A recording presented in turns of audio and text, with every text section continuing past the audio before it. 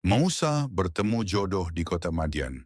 Dengan berdoa kepada Allah, "Ya Tuhanku, selamatkanlah aku dari segala tipu daya orang-orang yang zalim." Keluarlah Nabi Musa dari kota Mesir seorang diri, tiada pembantu selain inayahnya. Allah tiada kawan selain cahaya Allah, dan tiada bekal kecuali bekal iman dan takwa kepada Allah. Penghibur satu-satunya bagi hatinya yang sedih karena meninggalkan tanah airnya, ialah bahwa ia telah diselamatkan oleh Allah dari buruan kaum Firaun yang ganas dan kejam itu. Setelah menjalani perjalanan selama 8 hari, 8 malam dengan berkaki ayam, tidak berkasut, sampai terkupas kedua kulit tapak kakinya, tibalah Musa di kota Madian, yaitu kota Nabi Syuaib, yang terletak di timur Jazirah Sinai dan Teluk Akabah di selatan Palestina. Nabi Musa beristirahat di bawah sebuah pokok yang rendang bagi menghilangkan rasa letihnya karena perjalanan yang jauh, berdiam seorang diri karena nasibnya sebagai salah seorang bekas anggota istana kerajaan yang menjadi seorang pelarian dan buruan.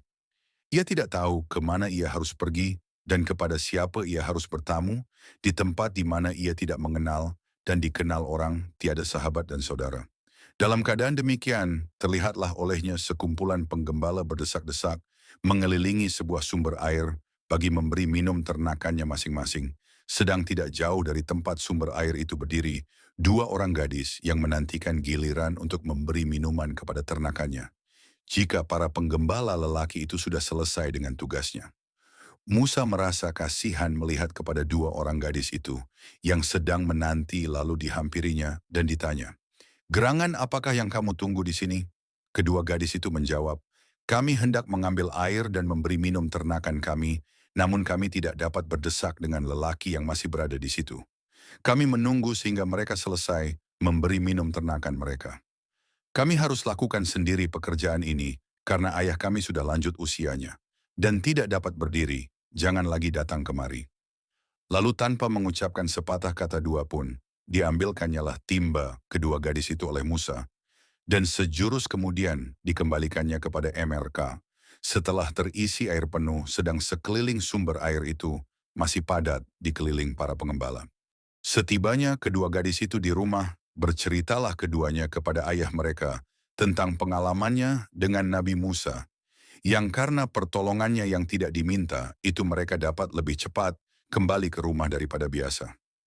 Ayah kedua gadis yang bernama Shuaib itu tertarik dengan cerita kedua putrinya. Ia ingin berkenalan dengan orang yang baik hati itu, yang telah memberi pertolongan tanpa diminta kepada kedua putrinya, dan sekaligus mengucapkan terima kasih kepadanya. Ia menyuruh salah seorang dari putrinya itu pergi memanggilkan Musa dan mengundangnya datang ke rumah. Dengan malu-malu pergilah putri Shuaib menemui Musa yang masih berada di bawah pohon yang masih melamun. Dalam keadaan letih dan lapar, Musa berdoa, "Ya Tuhanku, aku sangat memerlukan belas kasih-Mu dan memerlukan kebaikan sedikit makanan yang Engkau turunkan kepadaku." Berkatalah gadis itu kepada Musa memotong lamunannya, "Ayahku mengharapkan kedatanganmu ke rumah untuk berkenalan dengan engkau, serta memberi engkau sekadar upah atas jasamu, menolong kami mendapatkan air bagi kami dan ternak kami." Musa sebagai perantau yang masih asing di negeri itu, tidak mengenal dan dikenali orang, tanpa berpikir panjang menerima undangan gadis itu dengan senang hati. Ia lalu mengikuti gadis itu dari belakang menuju ke rumah ayahnya, yang bersedia menerimanya dengan penuh ramah tamah, hormat dan mengucapkan terima kasihnya. Dalam berbincang-bincang dan bercakap-cakap dengan Shuaib ayah kedua gadis yang sudah lanjut usia itu, Musa mengisahkan kepadanya peristiwa yang terjadi pada dirinya di Mesir, sehingga terpaksa ia melarikan diri dan keluar meninggalkan tanah airnya untuk menghindari hukuman penyembelihan yang telah direncanakan oleh kaum Fir'aun terhadap dirinya. Berkata Shuaib setelah mendengar kisah tamunya, "Engkau telah lepas dari pengejaran dari orang-orang yang zalim dan ganas, itu adalah berkat rahmat Tuhan dan pertolongannya. Dan engkau sudah berada di sebuah tempat yang aman di rumah kami ini, di mana engkau akan tinggal dengan tenang dan tenteram selama engkau suka." Dalam pergaulan sehari-hari selama ia tinggal di rumah Shuaib, sebagai tamu yang dihormati dan disegani, Musa telah menarik hati keluarga tuan rumah yang merasa kagum akan keberaniannya, kecerdasannya, kekuatan jasmaninya, perilakunya yang lemah lembut, budi pekertinya yang halus serta akhlaknya yang luhur. Hal itu telah menimbulkan rencana di dalam hati salah seorang dari kedua putri Syuaib untuk mempekerjakan Musa sebagai pembantu mereka. Berkatalah gadis itu kepada ayahnya, "Wahai ayah, ajaklah Musa sebagai pembantu kami menguruskan urusan rumah tangga dan peternakan kami. Ia adalah seorang yang kuat badannya, luhur budi pekertinya, baik hatinya, dan boleh dipercayai." Saran gadis itu disepakati dan diterima baik oleh ayahnya, yang memang sudah menjadi pemikirannya sejak Musa tinggal bersamanya di rumah. Menunjukkan sikap bergaul yang manis, perilaku yang hormat dan sopan, serta tangan yang ringan suka bekerja, suka menolong tanpa diminta.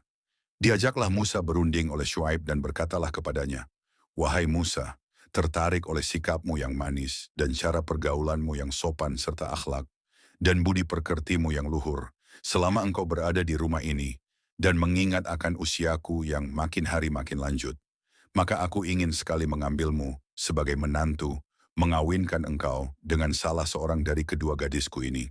Jika engkau dengan senang hati menerima tawaranku ini, maka sebagai mas kawinnya, aku minta engkau bekerja sebagai pembantu kami selama 8 tahun menguruskan peternakan kami dan hal-hal rumah tangga yang memerlukan tenagamu. Dan aku sangat berterima kasih kepadamu bila engkau secara sukarela mau menambah 2 tahun di atas 8 tahun yang menjadi syarat mutlak itu." Nabi Musa sebagai buruan yang lari dari tanah tumpah darahnya dan berada di negeri orang sebagai perantau, tiada sanak saudara, tiada sahabat telah menerima tawaran Syuaib itu sebagai kurniaan dari Tuhan yang akan mengisi kekosongan hidupnya selaku seorang bujang yang memerlukan teman hidup untuk menemaninya menanggung beban kehidupan dengan segala suka dan dukanya. Dengan segera, tanpa berpikir panjang, berkata kepada Syuaib, "Aku merasa sangat bahagia bahwa Tuhan berkenan menerimaku sebagai menantu. Semoga aku tidak mengecewakan harapan Tuhan yang telah berjasa kepada diriku sebagai tamu yang diterima dengan penuh hormat dan ramah tamah. Bahkan hendak dijadikan sebagai menantu, suami bagi anak putri Tuhan. Syarat kerja yang Tuhan kemukakan sebagai mas kawin, aku setujui dengan penuh tanggung jawab dan dengan senang hati."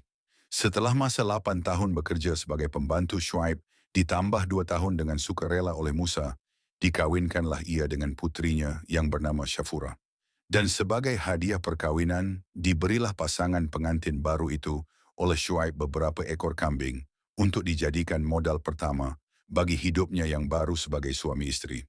Pemberian beberapa ekor kambing itu juga merupakan tanda terima kasih Syuaib kepada Musa yang selama ini di bawah pengurusannya. Penternakan Syuaib menjadi berkembang dengan begitu cepat dan memberi hasil serta keuntungan yang berlipat ganda.